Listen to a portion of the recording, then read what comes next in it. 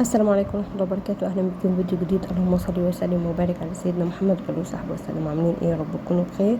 متنسوناش في اللايك والاشتراك في القناة وتفعيل زر الجرس عشان يوصلكم كل جديد. معانا طريقة الباستا فلورا بطريقة ان شاء الله ناجحة وسهلة. كوباية إلا ربع من السمن، بس الكوباية اللي هي بتاعة القهوة، كوباية صغيرة. أنا عملت نص مقدار، تمام. وربع كوباية سكر أو نص كوباية على حسب ما انتي عايزة. وبعد كده بيضاية، وبعد كده فانيليا، وبعد كده رشة من الملح، معلقة صغيرة من البيكنج باودر، وربع كوباية من اللبن. هندوب الأول السكر والسمنة مع بعض، بعد كده ننزل بالبيضاية والفانيليا، وبعد كده السمنة، بعد كده سوري اللبن، وبعد كده الدقيق على حسب ما تلم معاكي العجينة. دقيق، كل دقيق عن دقيق بيختلف، تمام. هما خدوا 3 كوبايات ونص، تمام كده.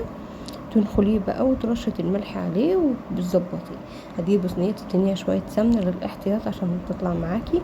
وبعد كده تاخدي 3/4 العجينة من فوق، تخليها على جنب عشان نعمل بيها الوش. وبعد كده تفرديها وتعمليها بالشوكة. تنغزيها كده بالشوكة على اساس ما تعلاش معاكي. وبعد كده بعد ما تفرديها تاخدي النص التاني، لا تعمليه نجوم زي ما انا عملته، اما تفرديه وتعمليه طويلة طول، تاخديهم عكس بعض عشان يعمل طريقة يعني شكل الباستا فلورا.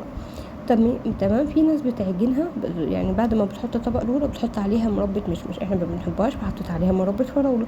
بتدخليها الفرن لحد ما تتحمر من فوق ومن تحت، وتطلعيها بألف هنا وشفا. تمام كده،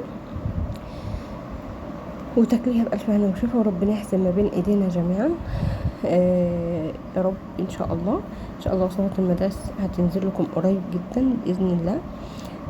بصوا، طريقة حلوة وسهلة وبسيطة خالص، ان شاء الله تعجبكم.